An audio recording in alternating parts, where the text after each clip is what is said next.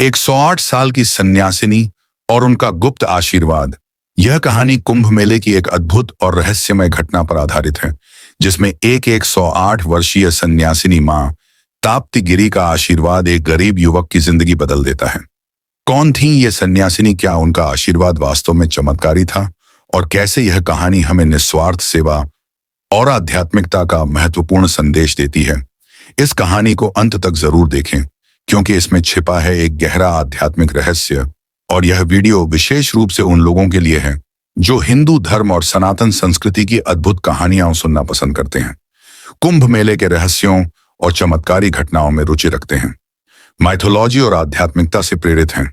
इस वीडियो को लाइक करें, शेयर करें और अपने विचार कमेंट में बताएं। हमारी चैनल को सब्सक्राइब करना न भूलें। यहाँ आपको ऐसी ही अद्भुत माइथोलॉजिकल और हॉरर कहानियां देखने को मिलेंगी। प्रयागराज का महाकुंभ मेला, जहां आस्था, भक्ति और रहस्य का संगम होता है, वहीं इस बार भी महाकुंभ मेला अपने चरम पर था।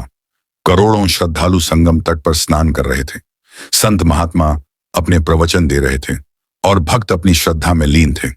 लेकिन इस बार मेले में एक खास चर्चा हो रही थी, 108 साल की एक वृद्ध सन्यासिनी की, जिनकी अमृत की अद्भुत आध्यात्मिक शक्ति की बातें हर ओर फैली हुई थीं। कहा जाता था कि वे मां ताप्ती गिरी नाम से जानी जाती थीं और उन्होंने अपना पूरा जीवन हिमालय की कंदराओं में तपस्या करते हुए बिताया था। वे कुंभ मेले में पहली बार आई थीं और उनके बारे में यह विश्वास था कि वे सिर्फ उन्हीं को आशीर्वाद देती थीं जो निस्वार्थ भाव से सेवा कर रहे होते थे। महाकुंभ के एक विशेष दिन, जब संगम स्नान का सबसे पावन मुहूर्त था, मां ताप्ती गिरी अपने शिष्यों के साथ वहां पहुंची। उनकी उपस्थिति मात्र से ही वातावरण में एक अद्भुत शांति छा गई। वे बेहद कृशकाय थीं, उनकी आंखें गहरी और चमकदार थीं, मानो वे संसार के सभी गूढ़ रहस्यों को जानती हों। उनके हाथों की झुर्रियों में अनुभव की गहराई थी और उनके चेहरे पर एक अद्भुत तेज था। उनके पास पहुंचने वाले श्रद्धालु उनके चरणों में प्रणाम करते और अपनी मनोकामना पूरी होने की प्रार्थना करते। लेकिन वे केवल उन लोगों को आशीर्वाद देती जो निस्वार्थ सेवा में लगे होते। यह देख कुछ लोग निराश भी हो जाते, लेकिन जो इस रहस्य को समझते, वे अपने हृदय में श्रद्धा का दीपक जलाकर लौटते। इसी मेले में एक युवक रघु भी आया था। वह एक साधारण मजदूर था जो अपनी बीमार मां के इलाज के लिए किसी चमत्कार की आस लेकर आया था। उसने सुना था कि मां ताप्ती गिरी जिन पर कृपा कर दें, उनकी सभी परेशानियां दूर हो जाती हैं। रघु पूरे जोश के साथ उनके पास पहुंचा और चरण स्पर्श कर प्रार्थना की, मां, मेरी मां बहुत बीमार है। मैं बहुत गरीब हूं, इलाज नहीं करा सकता। कृपया मुझे आशीर्वाद दीजिए कि मेरी मां स्वस्थ हो जाए।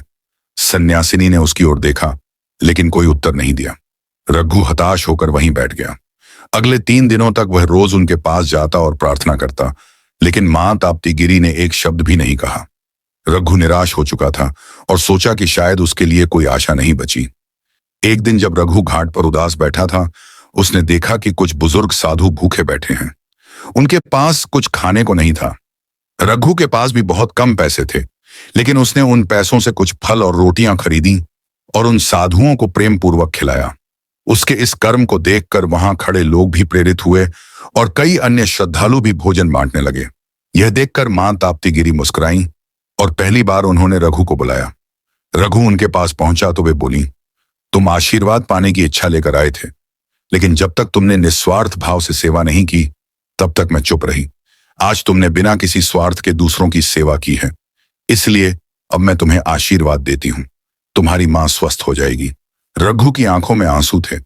उसने उनके चरणों में गिरकर प्रणाम किया और खुशी खुशी अपने गांव की ओर लौट गया। जब वह घर पहुंचा तो देखा कि उसकी मां पहले से बेहतर महसूस कर रही थी। कुछ ही दिनों में वह पूरी तरह स्वस्थ हो गई। यह देखकर रघु को यकीन हो गया कि मां ताप्ती गिरी का आशीर्वाद सच में चमत्कारी था। महाकुंभ समाप्त होने के बाद जब श्रद्धालु और संत अपने अपने स्थानों को लौटने लगे, तब लोगों को अचानक यह एहसास हुआ कि मां ताप्ती गिरी अब कहीं नहीं दिख रही थी। उनके शिष्य भी नहीं जानते थे कि वे कहां चली गईं। कुछ लोगों का मानना था कि वे अपनी साधना के लिए फिर किसी गुप्त स्थान पर चली गईं, जबकि कुछ का विश्वास था कि वे अपने शरीर का त्याग कर ब्रह्मलीन हो गईं।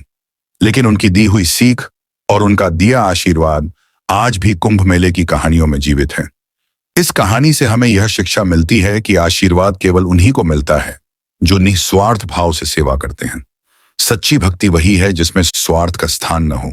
जब हम दूसरों की सहायता बिना किसी स्वार्थ के करते हैं, तभी सच्चे आशीर्वाद के पात्र बनते हैं।